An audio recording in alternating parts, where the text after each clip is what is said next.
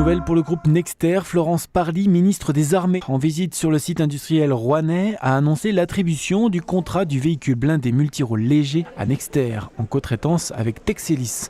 La maquette et les premières images 3D du futur véhicule blindé 4x4 de 15 tonnes qui embarquera jusqu'à 10 soldats ont été dévoilées à l'ensemble des salariés et à la presse ce lundi après-midi. Ce marché passé par la Direction générale de l'armement comprend le développement et la réalisation de ce tout nouveau véhicule destiné à l'armée de terre. Le projet de loi de programmation militaire 2019-2025 prévoit en effet un parc de plus de 2000 VBMR légers à l'horizon 2030, dont 489 livrés d'ici 2025. D'ici la fin de la période de la loi de programmation militaire, c'est-à-dire 2025, 50% du programme Scorpion, lui-même revu à la hausse de 20%, aura été livré. C'est donc pour nos armées l'assurance de pouvoir disposer plus vite d'un nombre plus important de ces blindés médians qui jouent un rôle extrêmement important sur les théâtres d'opération sur lesquels nous sommes. Stéphane Meyer, PDG de Nexter, a fait visiter ce lundi les différentes lignes de fabrication des véhicules Griffon, Jaguar et César à la ministre. À cette occasion, Florence Parly a également annoncé l'augmentation de la cadence de production du programme Scorpion. En effet, Nexter devra livrer 936 Griffons contre 780 initialement et 150 Jaguars au lieu de 110. À l'horizon 2025. Ceci viendra augmenter les cadences de production. Nous nous y préparons. D'abord par des investissements, ensuite par des embauches et enfin par une réflexion sur la modularité et l'efficacité de nos chaînes, c'est-à-dire rendre nos chaînes de production capables de s'adapter par des outils modulaires à plusieurs véhicules différents. Il y a à la fois dans les bureaux d'études et dans les usines un petit peu après, plus chez nos sous-traitants et dans l'ensemble de la filière industrielle et technologique de défense, on estime à environ 1 millier d'emplois par l'arrivée de ce nouveau programme. Les premiers engins VBMR légers seront livrés à partir de 2021. 26 ans après la création de l'espace Mont-Blanc, la signature de la déclaration d'intention est une réelle étape. Elle permet de lancer l'engagement de tous pour soutenir la procédure de classement du massif du Mont-Blanc au patrimoine mondial de l'UNESCO. C'était pour nous important. Cette concrétisation arrive après une vingtaine d'années de travail en commun avec nos voisins valdôtains, valaisans. Nous avons beaucoup travaillé sur la dimension environnementale, mais maintenant aussi sur une dimension qui est liée au service à la personne et aux équilibres de nos populations montagnardes par rapport à des pressions économiques, pressions touristiques, pressions foncières qui s'établissent dans nos vallées. Et puis le sommet de l'Europe est aussi le seul massif montagneux majeur du continent à ne pas être classé à l'UNESCO. Mais c'est surtout l'urgence climatique qui a déclenché cette demande. En effet, les Alpes subissent par exemple 2 fois plus le réchauffement climatique que le reste de la planète en moyenne. Le classement UNESCO, pour nous, c'est une accélération finalement des processus. C'est-à-dire que ce que nous disons au quotidien en disant attention, ici le réchauffement climatique c'est plus important qu'ailleurs, attention ici, il faut faire attention aux problèmes de mobilité ou aux problèmes de rénovation énergétique des bâtiments. Toutes ces choses-là méritent de connaître une amplification énorme. On n'a plus le temps, il faut vraiment accélérer. L'élaboration d'un cahier des charges est prévue dès le premier semestre 2018. Pour figurer sur la liste du patrimoine mondial, les sites doivent notamment démontrer leur valeur universelle exceptionnelle. Mais le Mont-Blanc devra attendre entre 5 à 10 ans pour savoir s'il entre encore un peu plus dans l'histoire. Sauver notre école, c'est le titre accrocheur de cette annonce sur le site Le Bon Coin. Et son auteur, c'est le maire d'Espinasse, une petite commune d'à peine 300 habitants, au cœur du Puy-de-Dôme, à quelques kilomètres de Saint-Gervais d'Auvergne. Une commune rurale qui peine à garder son école ouverte, faute de renouvellement de sa population. Il y a 11 élèves actuellement. L'année prochaine, 8 seulement, donc la classe devait fermer et l'école aussi par la même occasion. Déjà en regroupement pédagogique intercommunal avec 2 autres communes voisines, Charençay et Biolay, Espinasse fait tout pour garder ses 2 classes CM1, CM2. Si l'école ferme, pour nous, nos enfants vont être lésés parce qu'ils vont avoir des demi-heures au moins de quart en plus. Et puis ils vont se retrouver dans des classes à multiniveaux, dont 5 à Charençay, du CP au CM2. Et la qualité d'enseignement, ça en ressent du coup. Transport organisé, ouverture de garderies, les projets sont multipliés pour montrer à l'Académie de Clermont-Ferrand que le village se bat.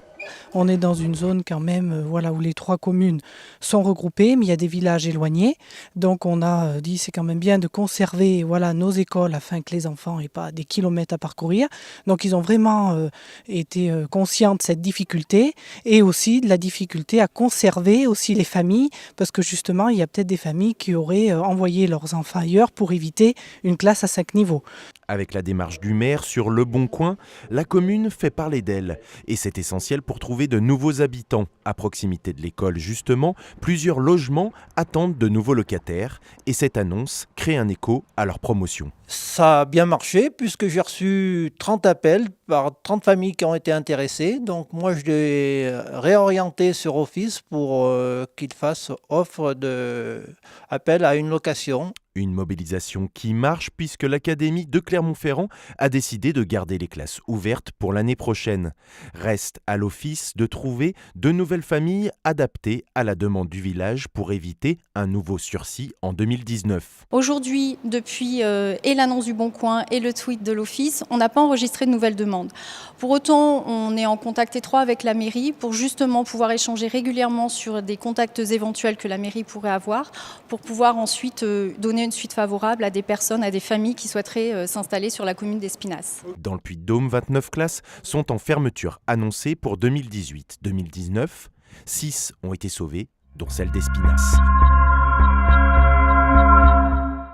Après les sportifs et ses airbags pour les cavaliers, les motards ou encore les skieurs, la société Elite change de braquet. Voici le Hyper, une ceinture anti-fracture du col du fémur, destinée principalement aux personnes âgées. La fracture du col du fémur chez la personne âgée, c'est vraiment un gros problème aujourd'hui. On sait que les conséquences sont très lourdes. Derrière, c'est 3 mois d'hospitalisation, 6 mois de rééducation. Et puis, ça peut être très lourd de conséquences si elle n'arrive pas à remarcher. Aujourd'hui, on a les chiffres, on connaît les chiffres, c'est vraiment assez dramatique. L'idée est venue assez naturellement de dire, si on est capable de détecter que la personne tombe, pourquoi est-ce qu'on ne déclencherait pas, pourquoi est-ce qu'on ne viendrait pas gonfler un airbag autour des hanches pour protéger et éviter la fracture du col du fémur. Après de nombreux tests réalisés en laboratoire, Hyper est aujourd'hui capable d'absorber près de 90% de l'énergie de l'impact. Et pour arriver à un résultat aussi élevé, les équipes d'élite ont étudié tous les profils possibles. Le vrai défi, c'était d'avoir en fait un suivi du mouvement de la personne pour détecter la chute au bon moment. L'idée, c'était d'avoir un compromis entre un système qui était pas trop onéreux et en même temps efficace, et donc de ne pas faillir à détecter une chute. Donc voilà, choisir le bon capteur et l'intégrer correctement dans l'électronique. La commercialisation de cette ceinture préventive est prévue pour le printemps. Et l'entreprise Elite continue, elle, son petit bonhomme de chemin, comme le prouve sa présence il y a quelques semaines au CES de Las Vegas, le plus grand salon mondial consacré aux nouvelles technologies. C'est un petit peu extraordinaire pour des petits Français d'arriver dans un monde un petit peu de tout ce qui est grandiose, de tout ce qui est vraiment énorme en termes de dimension. Pour nous, c'est vraiment intéressant parce que ça donne énormément de retours, aussi bien de professionnels que de particuliers, et ça permet en fait un petit peu de sonder le marché. Mais ça nous change, on va dire, d'un avis franco-français ou avec des proches. Après le lancement officiel d'Hyper, Elite reviendra quand même à ses premières amours dans les prochains mois, avec un airbag destiné aux cyclistes. Jean-Claude Killy et les 3 médailles d'or qui ont propulsé le skieur dans la légende, qui ont associé Grenoble et sa région à l'exploit par-delà les générations. Grenoble et l'Isère honorent la mémoire de tous les acteurs des Jeux de la modernité. De retour sur leurs traces, les athlètes partagent ce jour-là leurs sentiments et leur reconnaissance. On s'est projeté à Grenoble dans l'ère moderne, sous de très nombreux aspects. La télévision couleur, par exemple, le damage des pistes, la logistique, transport, hébergement, la gentillesse, la courtoisie. Vous savez qu'un sourire fait beaucoup pour une appréciation des Jeux olympiques. Ça, c'est encore vrai aujourd'hui. Au gré des photos, des films, des objets, Killy, Guacel, Perilla redécouvrent leur jeu. Le fondeur italien médaillé d'or Franco Nones revit sa course mythique.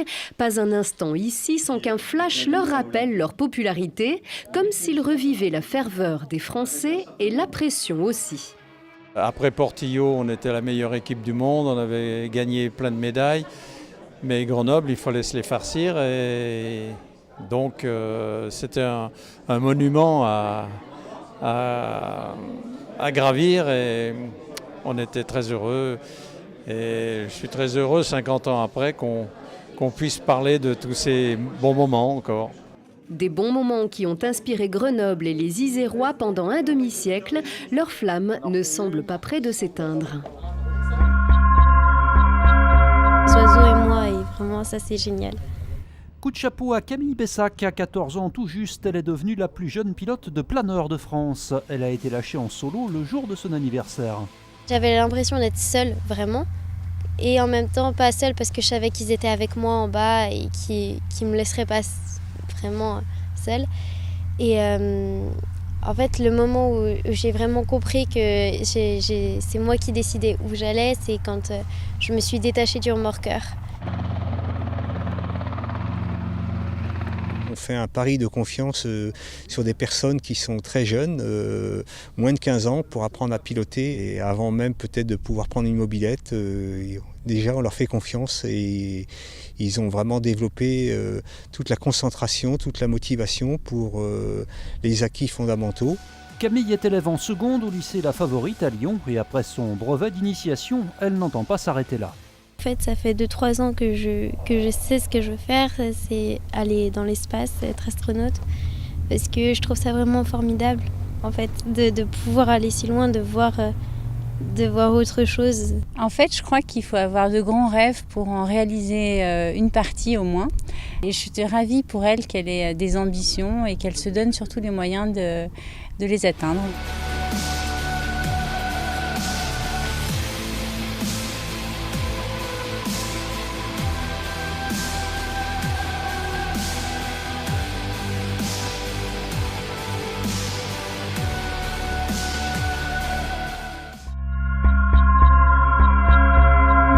Mot d'ordre, le plaisir de la glisse. En luge, ski alpin au Jardin des Neiges ou fondeur, place à la détente et à l'amusement. En ce premier week-end des vacances scolaires, parents, enfants et sportifs se sont retrouvés dans un brouillard plutôt épais au Bessat. Mais tous s'en donnent à cœur joie et profitent de la beauté du paysage. Paysage féerique. Ah oui. Et puis bon, il fait froid, mais on se réchauffe tellement en skiant. Oui. Ça ira les poumons. Vous partez pour combien de kilomètres là? Je sais pas, on va regarder, mais je pense 7 ou 12. Malgré un ciel peu dégagé, les touristes ont répondu présents. Ce week-end, 15 à 30 cm de neige damée recouvre l'espace nordique des monts du Pilat. Et du côté des techniciens, on s'est préparé à accueillir les premiers vacanciers venus nombreux ce samedi. J'estime que sur le ski de fond, on va avoir entre 250 et 300 skieurs qui vont prendre un forfait. Et à peu près autant sur les itinéraires raquettes qui sont au départ du tremplin, les itinéraires découvertes. Du côté des restaurateurs et hôteliers du domaine, on se réjouit des premiers flocons qui laissent espérer une belle quinzaine. Premier week-end de vacances très efficace, on a bien bossé à midi, on continue à bosser, c'est 4h moins le quart. Je suis encore en train de servir du chaud, donc vous voyez. Et non, bien content. J'ai quelques réserves pour le week-end, j'en ai pas mal pour la semaine d'après et j'en ai encore mieux pour la dernière semaine des vacances. Cette semaine encore, la poudre blanche sera bien présente. On attend toutefois un redout ces jours-ci. Alors pour profiter de ce paysage où les arbres ont revêtu leur costume de flocons et les branches sont ornées de guirlandes de glace, chaussez les skis.